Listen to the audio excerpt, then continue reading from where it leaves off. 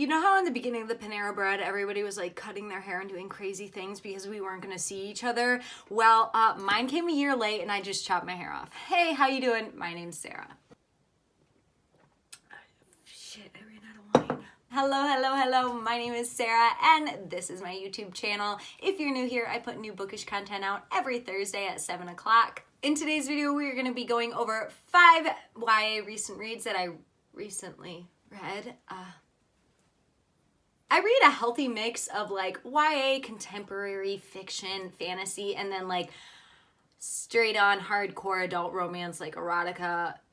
So I'm gonna try to separate the two and keep the videos like separate because I realize not all YA readers read that. Whatever. I don't need to explain myself to you. So currently in 2021, I have read 15 books and I'm currently in the middle of 2 YA contemporaries that I will talk about at a later date. But for right now, let's just go over the YA books that I've read so far. Starting off, the first book that I read this year was Siegen by Leigh Bardugo. This is the second book in the Shadow and Bone trilogy, and Rune and Rising is next. While the series hasn't really captured my heart the same way as the Six of Crows duology did, I still really enjoy Leigh's writing because it's super fast-paced without losing detail. And I really enjoyed this sequel a lot because we find that our main character, Alina, is starting to really become confident in her skin and the powers that she possesses that she really wasn't sure of in the first book. I gave this book a 4 out of 5 stars and I really do enjoy the writing. The only reason I'm not giving it 5 out of 5 stars is because I know how well Leigh can write relationships and the communication between characters, like how she did it in Six of Crows, and I think that's what's a little bit lacking in this because I don't feel as invested in these characters as I did those, but it's still a great series and I am planning on finishing it before I watch the Netflix series that's gonna come out here soon. After that, I listened to Heartless by Marissa Meyer. I was actually pleasantly surprised by this audiobook. I was a little iffy going into it because I'm pretty sure that this author is the same author that wrote the Cinder series, and I read the first 2 books in that series and just didn't really care for it. But I really enjoyed Marissa's writing in this Heartless book. It is a riff off of the classic Alice in Wonderland fairy tale, but instead of following Alice through Wonderland, we are actually years ahead and we're seeing how the Queen of Hearts actually came to be. So we're seeing her as a teenager and seeing how she came to be the villain she was in Alice in Wonderland. I gave this book 4 stars and I really enjoyed it as an audiobook.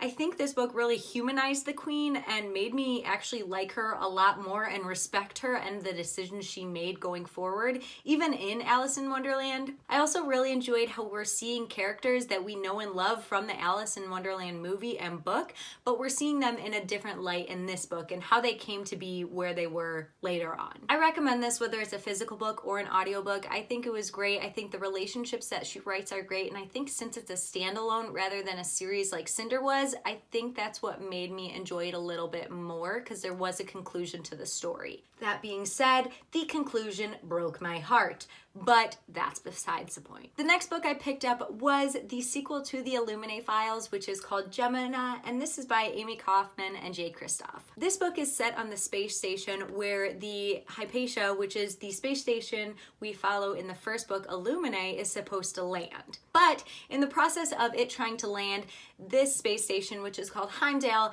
gets taken over by bad guys. I really enjoyed this book and I gave it 5 stars. I love how we follow a brand new couple throughout this book and see their relationship start to blossom.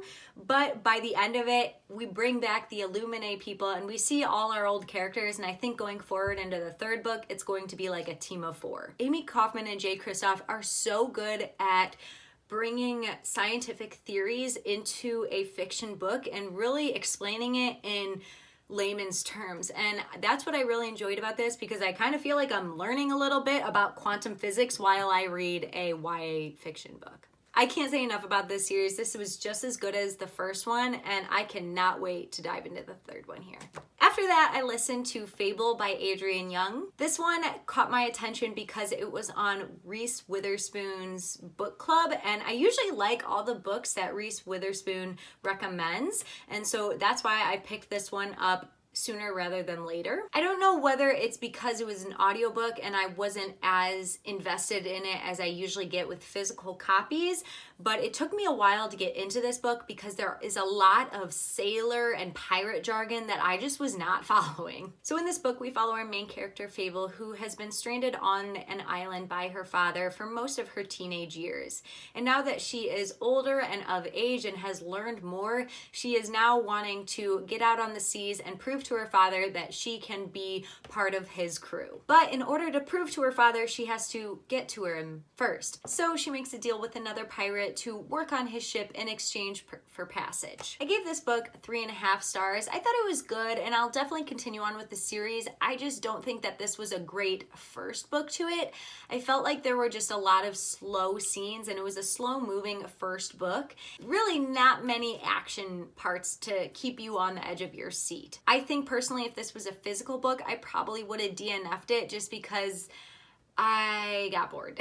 The redeeming quality and the reason I will be continuing on with this series is because I think the ending was fantastic. While I think the book itself could have had a little bit more action, the ending was great, and I definitely want to see what happens to my favorite characters. And last but not least, the most recent book I've read was Every Hearted Doorway by Seanan Mcguire. I actually listened to this book via audiobook, and I 100% recommend that because the narrator of this book is so relaxing, and I don't know how they do it, but like you just feel immersed in the scenes. I really enjoyed this audiobook. It's very hard to explain the basis of this story. It's basically in a world where kids that are under 18 will find magical doorways that will take them, instead of north, south, east, and west, will take them to worlds of wicked, virtue, logic, or nonsense. So they could go to a high nonsense, low logic world, or a high wicked, low virtue world, or vice versa.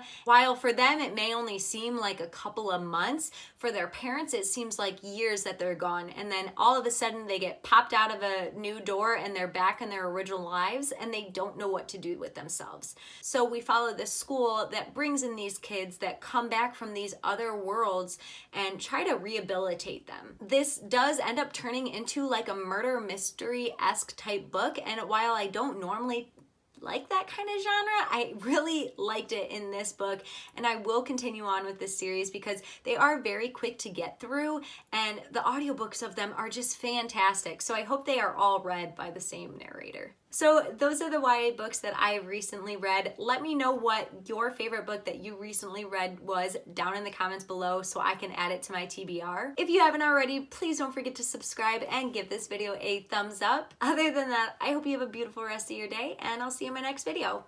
Bye.